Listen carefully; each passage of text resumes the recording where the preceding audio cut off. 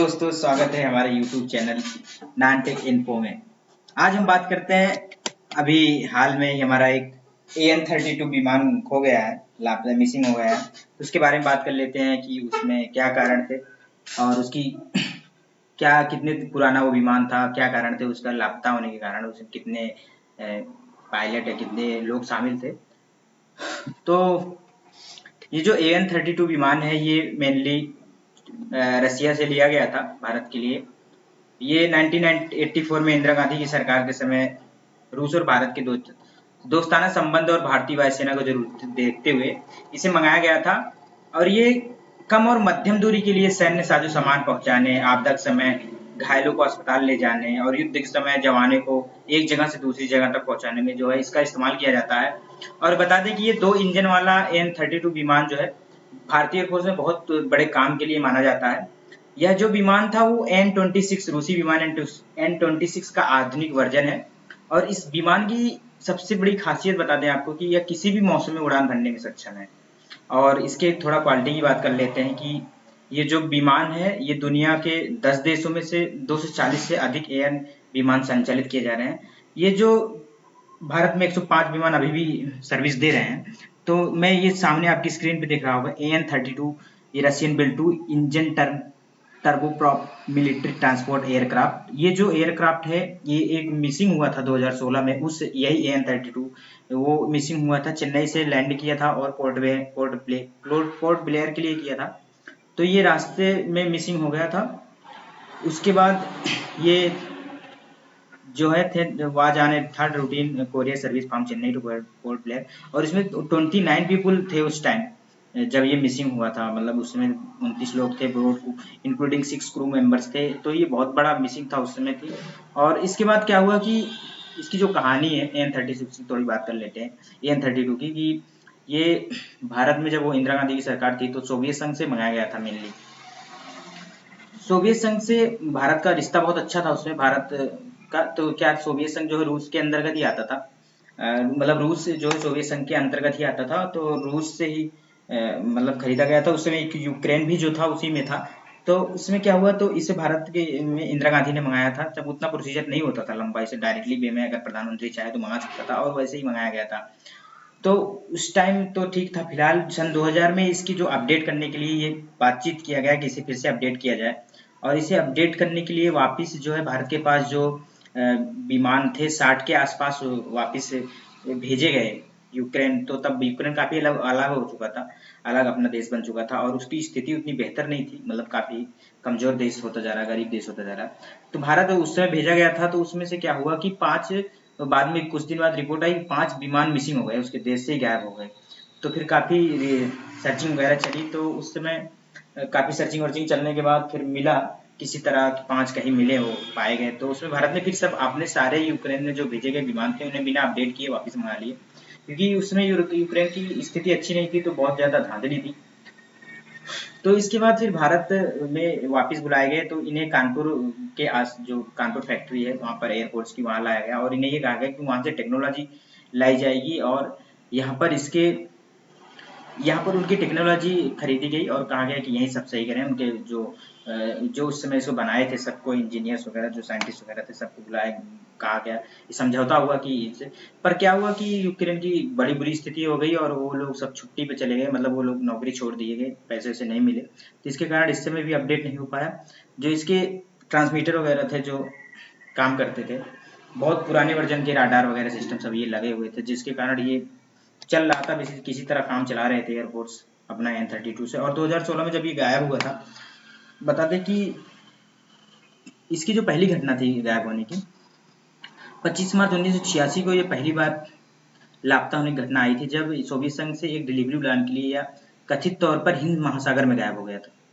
फिर जो है 2016 में चेन्नई में पोर्ट ब्लेयर जा रहा था, विमान लापता हो गया था। जो बता रहे हैं, जो ये सीन दिख रही है ना, पोर्ट ब्लेयर, चेन्नई से पोर्ट ब्लेयर के लिए ये लापता हो गया था। इसमें जो है भारतीय वायुसेना के 12 जवान, 6 क्रू मेंबर, 1 सैनिक, 1 सेना का जवान और एक परिवार के 8 सदस्य मौजूद थे। इसकी तलाश में जो है उस टाइम भी बड़ी मेहनत की गई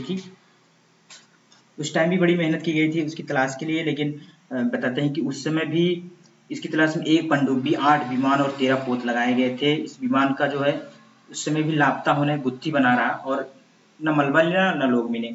तो इस समय भी बड़ा मुश्किल लग रहा है कि ये अगर मिल जाए तो बहुत अच्छी दुआ है हमारी तरफ से, लेकिन बहुत ही कम चांसेस हैं इसके मिलने की। और बता दें इसकी जो क्वालिटी थी उसके बारे में थोड़ा बात कर लेते हैं, क्या क्या इसकी क्वालिटी है। इसकी जो क्वालिटी थी कि 5 से 40 किलोमीटर प्रति घंटा की रफ्तार से उड़ने की क्षमता थी, और सबसे खासियत बड़ी थी किसी भी मौसम में, मौसम खराब हो अच्छा हो बुरा हो, हर मौसम में ये चलता था, हर मौसम में उड़ सकता था। और ये 2500 किलोमीटर की उड़ान सीमा थी इसकी, जो मैक्सिमम रेंज थी 2500 की किलोमीटर थी। और ये 78 फीट विमान की लंबाई थी और 50 यात्रियों को ले जाने की क्षमता है। और 28 फीट विमान की ऊंचाई थी और 16,800 किलोग्राम वजन ढोने की क्षमता थी। मेनली इसे वजन ढोने के लिए सेना में शामिल किया गया था। और अब तक तो कोई थोड़ी बात कर लेते हैं अभी फिलहाल जो गायब हुआ है उसके बारे में क्या स्थिति है। तो बता दें कि वायुसेना के जो है 4 दिन पहले जो रूस निर्मित N-32 विमान, अब तक कोई सुराग मिला नहीं है। विमान का जो पता लगाने के लिए अरुणाचल प्रदेश के पश्चिम सियांग में जो है मेचुका पर्वत पे तीनों सेनाओं का तलाशी अभियान जारी है। जंगली इलाके हैं, जान ही रहे हैं आप, उस समय उस एरिया में कितनी बुरी स्थिति है, दुर्गम बहुत खतरनाक घाटियां हैं, मौसम जो है बहुत खराब है। इसलिए सेना ने जो है खोज और अभियान को बहुत फास्ट कर दिया है कि अगर जहां बचने के चांसेस हैं वहां बच जाएं, ज़्यादा चांसेस हो तो बचने के तो वहां बच जाएं। और और बता दें कि ये उसी समय का जो सामने स्क्रीन दिख रहा है, ये जो पोर्ट ब्लेयर की जा रहा था तब गायब हो गया था, मिसिंग हो गया था। और ये हमारा आधुनिक जो ये विमान है इसके बारे में देख लें, ये सामने स्क्रीन पे दिख रहा है। और ये है कि जो अभी सिपाही वगैरह जो लगाए गए हैं तलाशी अभियान में, वो सब इसके रिसर्च के लिए, सर्च करने के लिए अभियान में लगाए गए हैं। और सर्च ऑपरेशन चल रहा है, कंटिन्यू है, बहुत जोरों में चल रहा है, अपनी पूरी ताकत एयरफोर्स ने लगा दी है इन लोगों को इसको बचाने के लिए। और बता दें कि सेना ने अभियान बहुत तेज कर दिया है। और वायुसेना के मुताबिक जो हाई सेंसर से मिली जो अहम सूचनाओं का गहन बहुत मतलब आकलन किया जा रहा है कि इसके जो लगातार हवाई हादसे हो रहे हैं, तलाशी जो अभियान में देरी होने से वायुसेना द्वारा इस्तेमाल किए जा रहे हैं विमान है, और उससे जुड़ी जो तकनीक पर बहुत प्रश्न, बहुत बड़ा मुद्दा हो गया कि लगातार आज से 2016 में N-32 गायब हुआ, फिर गायब हो गया, तो उसकी टेक्नोलॉजी से लेकर बहुत बड़ा मुद्दा हो सकता है। क्योंकि आप सोच लीजिए कि भारत मतलब ऐसी ऐसी सैटेलाइटें हैं जो आपकी गाड़ी के नंबर तक को जूम करके देख सकती हैं, और एक विमान गायब होना एक बहुत बड़ा मुद्दा है अपने आप में। उस 2 बार गायब हो चुका है, एक बार पहले भी गायब हो चुका था। तो वहाँ पर बता दूं कि जो इस बीच में जो विमान के क्रू मेंबर्स थे, पर जिन्होंने जो है रक्षा मंत्री राजनाथ सिंह जो है उनसे जाकर पर्सनली मिले हुए हैं, उन्होंने परिवार को आश्वासन दिया है कि सेना अपना पूरा ताकत लगा रही है खोजने में उन्हें। और बता दें कि जो वायुसेना का N-32 विमान था, तो असम के जोराहट से चीन से लगी जो सीमा के पास जो है मेचुका एडवांस लैंडिंग ग्राउंड के लिए रवाना हुआ था। उड़ान भरने के करीब आधे घंटे बाद ही उसका एसटीसी से संपर्क जो है टूट गया था। इसमें 13 लोग सवार थे, और 13 लोग सवार थे, और जिसमें से एक विंग कमांडर, 4 फ्लाइट लेफ्टिनेंट, एक स्क्वाड्रन लीडर एंड 7 एयरमैन शामिल हैं।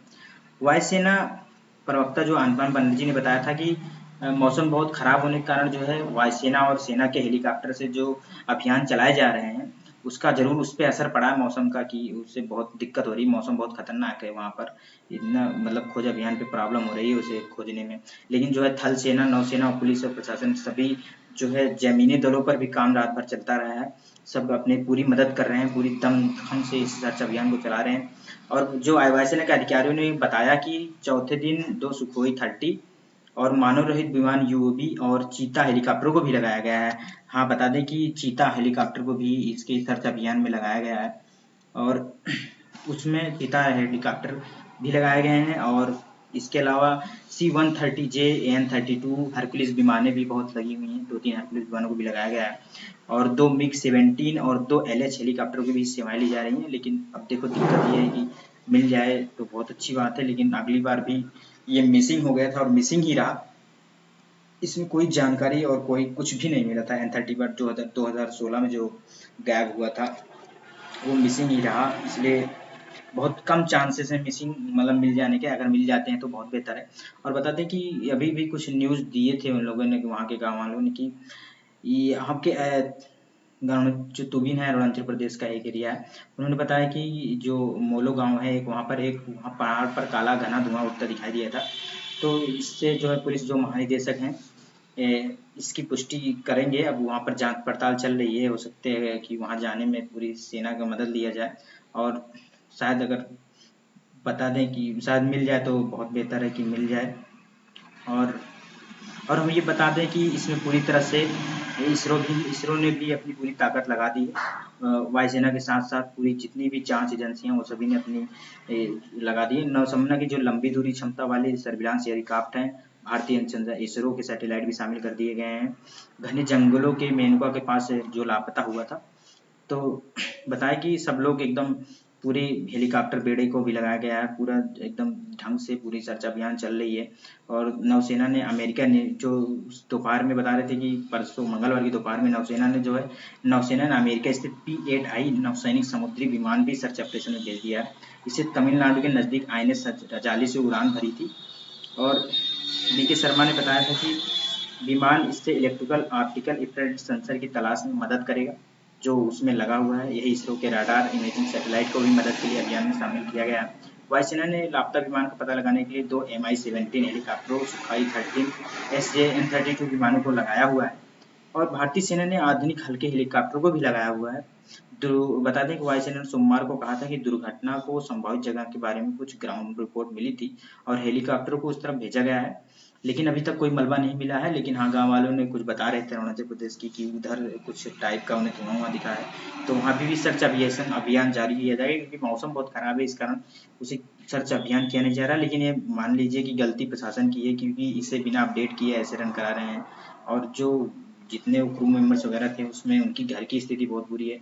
हम उनके लिए दुआएं करेंगे कि वो जल्दी सही हो जाएं और अपने मिल जाएं, भगवान से दुआ करेंगे। और इसी के साथ धन्यवाद। ये वीडियो अच्छा लगा तो आप लाइक कमेंट और सब्सक्राइब करें। धन्यवाद। वीडियो